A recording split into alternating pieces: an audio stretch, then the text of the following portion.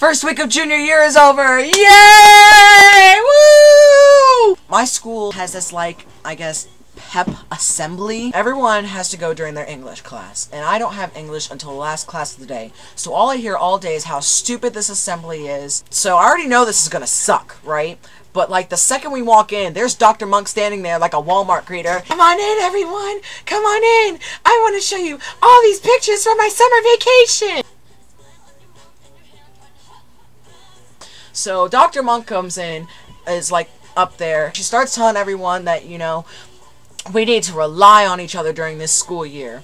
Which doesn't really make sense because my mom always told me that I'm the one responsible for my education. Why mixed signals? Why? So she starts telling us about her summer vacation. It's in Alaska, so it's like in the middle of fucking nowhere, and she's freezing her ass off, or her lack of ass. She starts going on about how she caught a fish. Who cares? She's like, yeah, I was in the middle of the lake with my friends and my husband, and I caught a fish. And she caught a reasonably sized fish. She shows us this picture of this fish, and it's like, yay big, and she probably ate it all in one bite. So after she gets off, everyone cheers. Like, everyone's clapping, and I'm not certain whether people are clapping because she caught a fish or because she's finally done talking. So Mr. Garcia comes up, and everyone's clapping still. Like, yay, Dr. Monk is gone. It can only get better. He goes on about graduation rates and SAT scores and IB scores, which is better than Dr. Monk comparing us to Chinese kids in 9th grade. The first thing he does is talk about graduation rates. The graph behind him shows that, like, here's the average amount of students. Here's the Asian Americans, African Americans, the Caucasians, the Hispanics are down here. Moving on, he goes on about SAT scores. The only thing we learned from the SAT scores is no one passed! The school average was less than the Montgomery County average. The way he acts, it's like, none of you passed the SATs! What is this travesty? Our school is better than this! No, we're not. He says that in order for us to get better SAT scores, the sophomores are going to have to take the PSATs again. But this year there's a twist! This isn't Big Brother. The freshmen have to take the PSATs now. Probably what was the greatest thing about Mr. Garcia's presentation was that he starts talking about the IB program.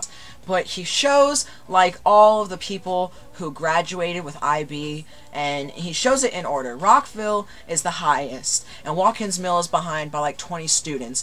And Mr. Garcia spends 5 minutes straight just like, see how much better we did than Watkins Mills? If we continue on the path that we are doing, we will continue to do better than Watkins Mill. See how bad this school is? Don't go to Rockville. We will bash your school.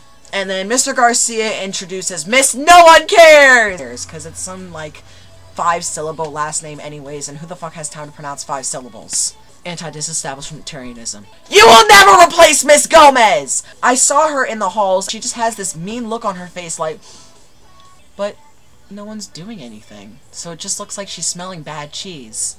She probably lifted up her arm like the second before that and I missed it. Ew.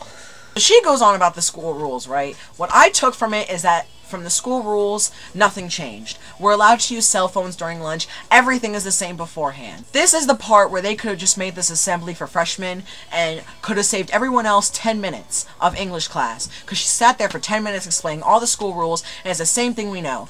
You get expelled for bomb threats, you can't haze, and just something else. And no one follows the rules anyways, so who cares? Somehow, we thought that the list of clothes that the girls could not wear last year was long. They made it longer.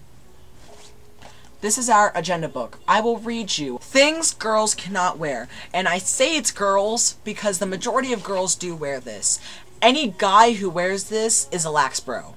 Articles of clothing that promote drugs, alcohol, sexual activity, harassment, hate, violence, or offensive language. Extremely low-cut necklines. Midriff tops. Short shorts and skirts, exposed undergarments, one-shoulder garments, halter tops, strapless tops, spaghetti straps, tube tops, low-cut waistline, pants, shorts, skirts, or other garments deemed distracting and or inappropriate for school environment. The only thing I have to say about this is revealing undergarments. Undergarments, can we just say underwear or panties? If you're wearing revealing panties, you need to pull your pants up because you're not a ghetto boy. You need to stop wearing granny panties, or you really need to wear shorts that actually go beyond this. Skirts and shorts shorter than fingertip length is a guideline. I would think a lot of the girls who go to our school know what their 2 fingers look like, but apparently they don't. You need help. You need help, honestly. I understand that your legs are silky smooth, but no one cares. Your 28-year-old boyfriend might care. I don't. Put on some actual clothes. Pants or shorts below waist level. Leggings or stockings worn as pants. Why the fuck are you coming to school wearing pantyhose anyways?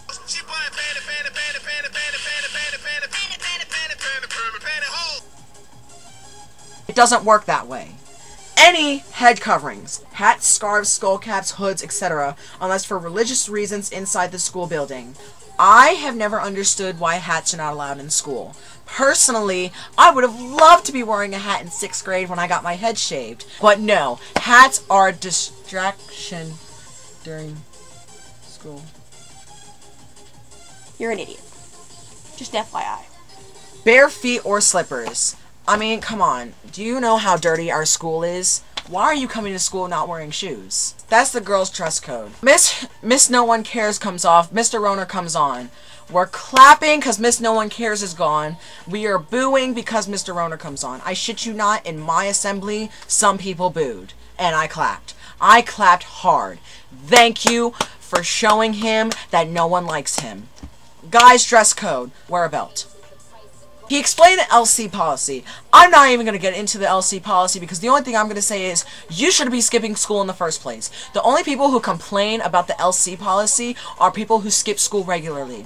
And you can use the excuse that you're late for school sometimes, but the deal is that you can't be late for school 15 times in a quarter.